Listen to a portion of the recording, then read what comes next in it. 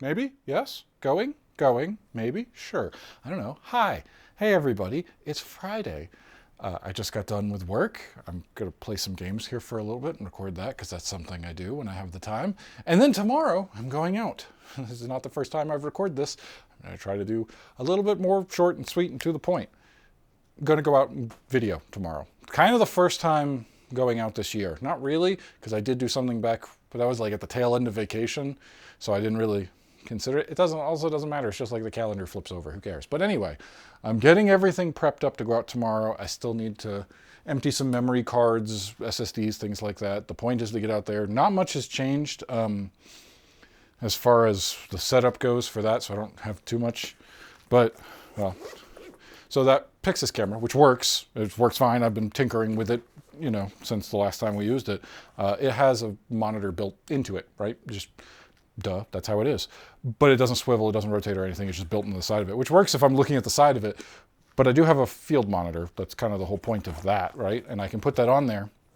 The one problem that I could really remember from last time, besides forgetting to bring a cable for the grip, was the monitor died like that.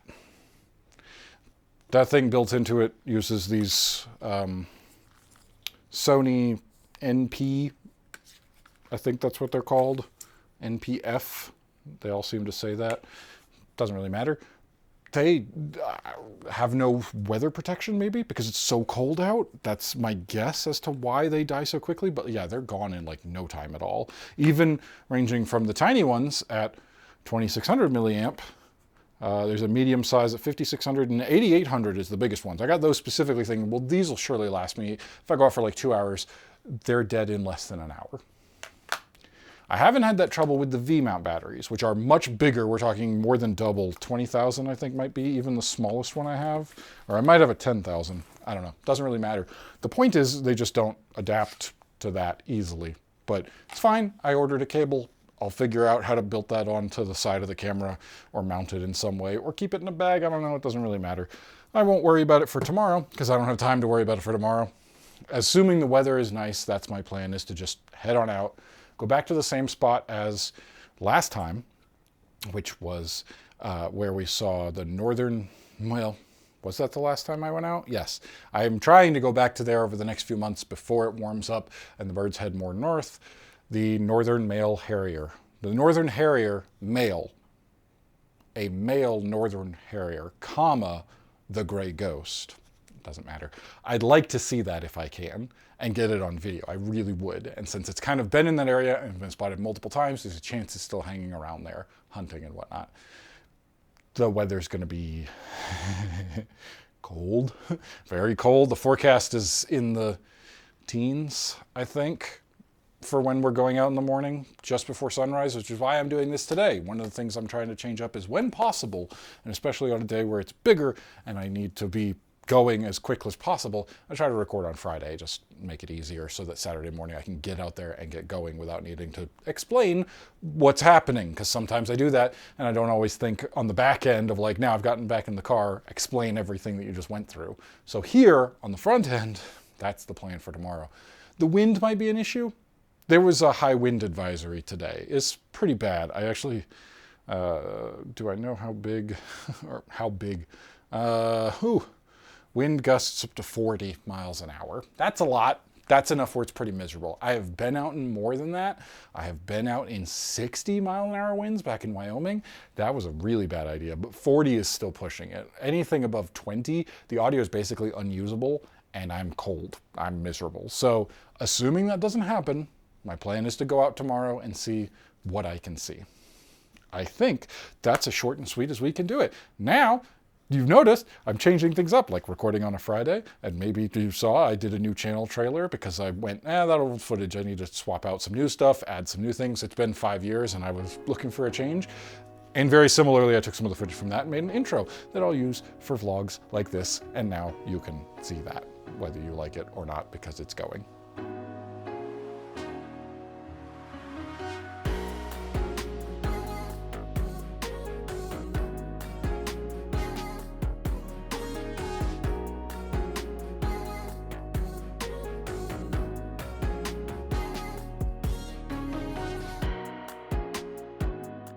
So it just figures that this is by far the coldest day. And I actually was able to get up and out on time since I planned most of this stuff yesterday. And there went my phone. Great.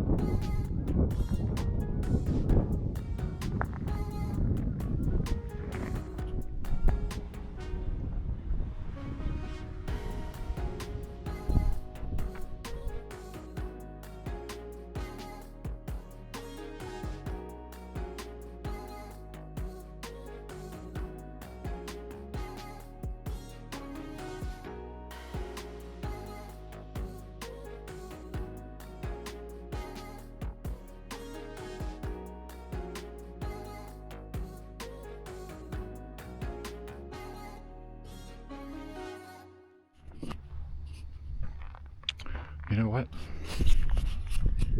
I'm tired, and that's a lot to carry.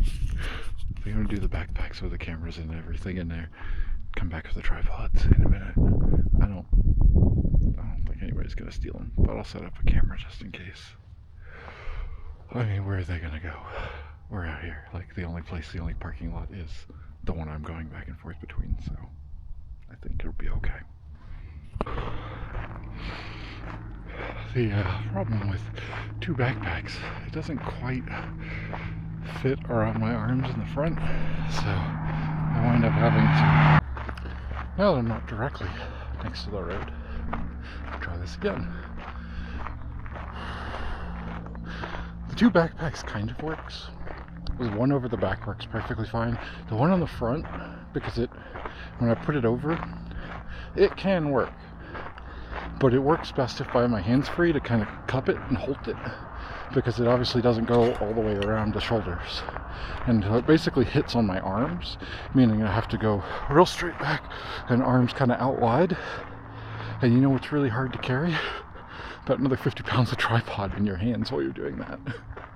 So it definitely makes sense to do two trips when possible. And I don't think anyone's going to mess with them. So I'll just walk back, grab those, put them in the car, and tell you what we saw.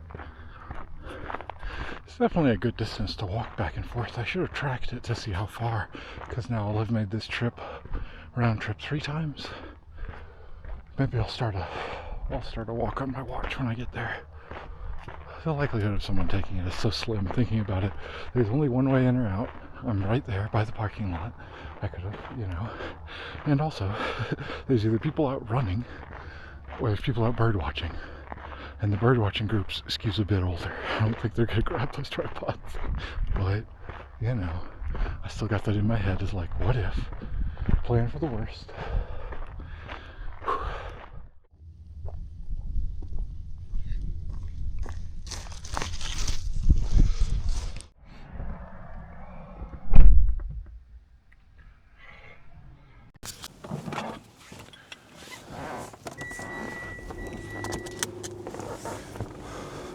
Okay, I'll talk about it more when I get home and I'm editing for the actual footage of what we saw, but real quick, some highlights. Not too bad. I measured it on the way back. It was about a half mile one way, so that would be half one to get to there, and then a half a mile out, then a half a mile back with the backpacks, then a half a mile out, that's 1.5, 2 with the tripods, so 2 miles. That's not bad. That's about what I do anyway. It feels like a lot more because I'm carrying so much more stuff than usual, but 2 miles is not bad. That's when I try to go walking, I try to do at least 2 miles. So that works. I can do that. It was 3 trips to get everything in the car this morning because I got a bag here full of all of this equipment for this stuff. So making 2 trips definitely made sense to get that stuff there and back. It was great. Good time. Very, very nice. Cold, miserably cold, but not too bad overall with everything else. Wildlife, good stuff. Did not see the harrier, unfortunately. Was hoping for that. Didn't see it. Did see the bald eagles that are here. They live here.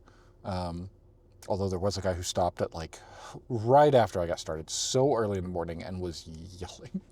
Just yelling to be like, I saw some eagles. Do they live here? Do you see them?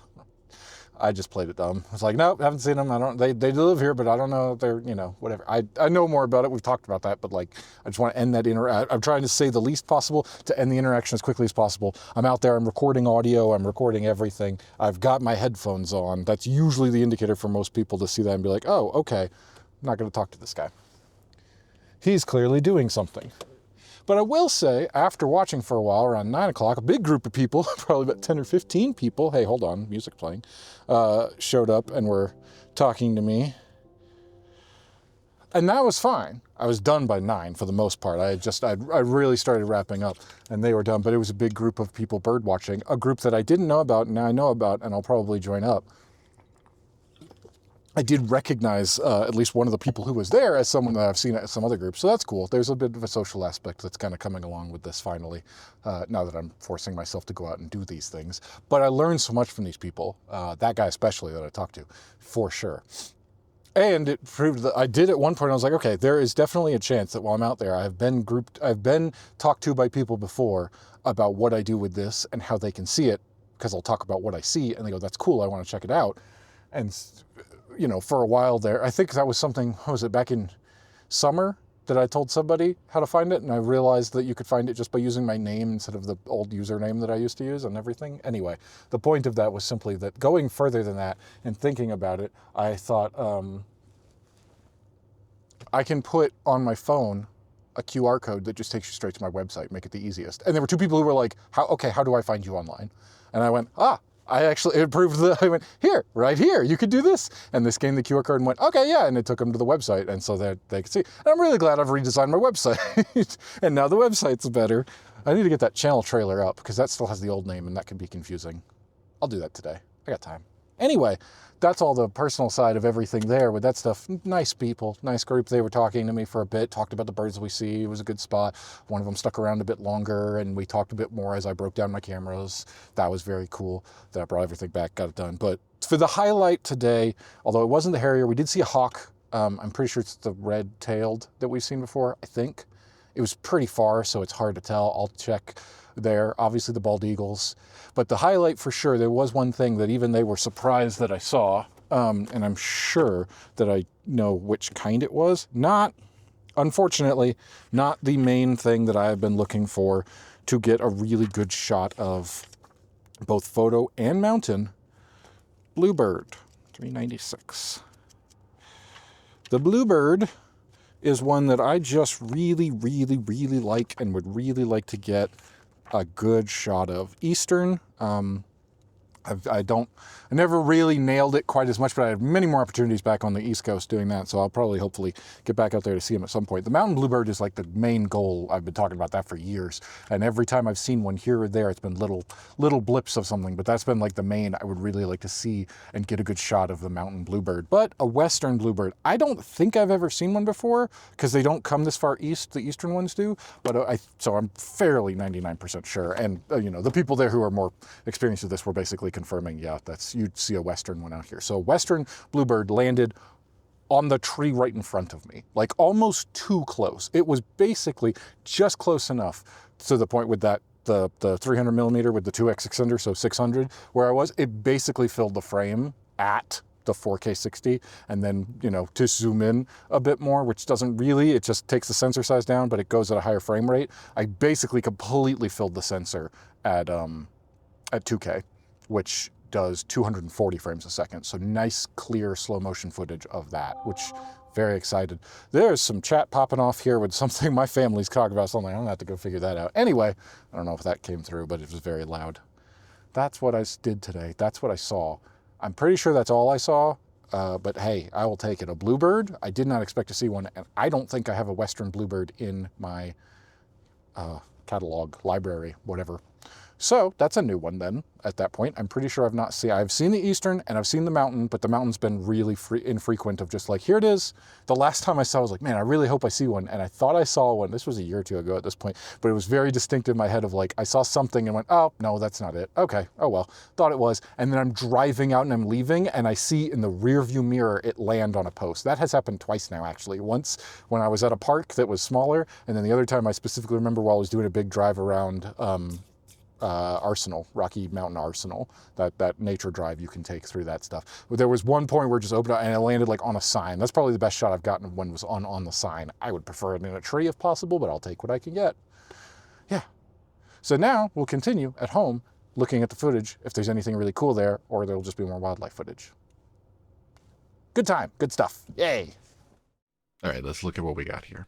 We did have some cool moments throughout it. I will put all of the footage that came out into a separate video, but just for a couple minutes here, I'll go over real quick and then I'll just show you the footage outright. Lovely shot of the geese right in the morning. The colors are really nice. We had something like that. We moved along to, this was a cool shot. This was one of the bald eagles as it was moving. I managed to catch it in flight, cleaned it up with some stabilization. As it went along, I did think this was neat. Here, we'll just play it. Look, the coyotes. So we saw the coyotes there for a minute, which I've seen a few times, but seeing them while I was tracking the eagle as it goes and lands right in the tree. Pretty cool. The hawk that I was talking about that we saw multiple times was pretty far off. As a matter of fact, this is a cropped in footage of it in slow motion, so I get a little bit cleaner of a view. It doesn't always work out because it's just basically stretching pixels, but neither here nor there. I'm not 100% sure on this one. This is what it looks like at the distance we were at. And again, this is on a 300mm prime with a 2x extender 600. It's really far away, really, really far. But I spotted it and I watched it for a while. Even if I zoom in so you can see, the best that we really have is like, there's definitely some white along the chest. There's definitely white on the tail. It's maybe one of a few. It's maybe a morph of the red-tailed hawk, and it's like within the Harlans is also something that's in there. I think that might be the closest one. There were a few others. One of the books didn't really have anything at all. I looked through multiple books to try to figure this one out because it was not easy, but I just can't 100% say. Maybe it's the red-tailed. Maybe it is a morph for Harlan's, or maybe rough-legged hawk, but then it would have to, the rough-legged hawk has white on the feathers when it stretches out, but we couldn't see that. It didn't move at any point, so I kind of doubt it was that. I think it's too big to be a harrier. It's larger for sure, but I just couldn't 100% say. I think it's somewhere between, so one of the morphs, which happens apparently between the western red-tailed hawks, which this clearly doesn't have a red tail, but it does have a white tail, and so maybe that's the Harlan's. Maybe it's that. I'm not entirely sure, but something along those lines, probably. I went back to look at the hawk a bit more, and it's there, and we're watching it, and we did actually see as it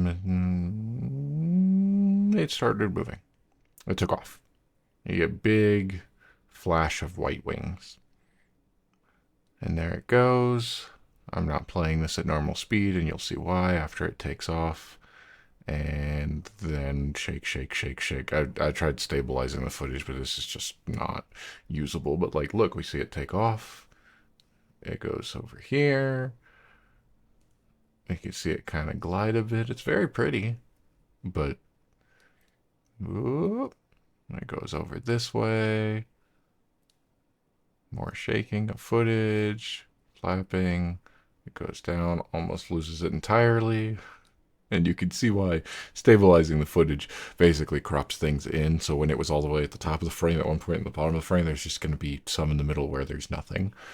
And then I drop it entirely here as I'm trying my best to keep it in focus, and then I lose focus entirely. And there it goes. And it sails up, and we're out of focus. We're completely out of focus. It's even further away. And some focus while it's in the tree. So far, you could barely tell it's a bird. But we did see a lot of light on those wings. So that tells me absolutely nothing. I don't know. This is not easy. I don't know. Maybe that does mean it's the dark morph Harlans of a red-tailed hawk, or the rough-legged hawk, maybe, or even something else that I haven't considered yet. I don't know. It's a hawk. It was cool. Close enough. Anyway, we saw the hawk. We saw the hawk. Then the bluebird. This was great. Seeing the bluebird just sitting there. I got several minutes of this. I'll clip it into its own thing because, like, the western bluebird, very pretty. I like that blue. I like the orange. They're cool. I actually got another shot of it in a higher frame rate so you can really see the details on it as it moves or doesn't move and just stands still. How far? Oh, okay, there we go. Get to a point where you can just see, oh, a little bit of preening, a little bit of scratching itself. And, like, that's pretty cool. A slight correction and a little disappointing. I thought this was the western bluebird. It makes sense. We are pretty far west out here. All of the maps in all of the books I reference don't show an eastern bluebird coming this far. Even the group of people when I saw this day were talking, saying you don't see eastern bluebirds this far out. But I double checked and I looked and I referenced 3 of the books that I have to look at everything. It's not a western bluebird. The throat, which is orange here, would be blue if it were a western bluebird. This is an eastern bluebird. I don't know why it's all the way out here in Colorado on January the 17th. Pretty far in winter and also further out of its range, but this is for sure an eastern bluebird. And then more bald eagles. I saw where they landed, got a shot of them there together. One took off. Cool moment. So yeah, that was everything that we saw. I will just let some of the footage play here, let you see the whole thing, and there'll be more if you want even more of that on a separate video where it's just the footage. And that'll do it. Bye, everybody.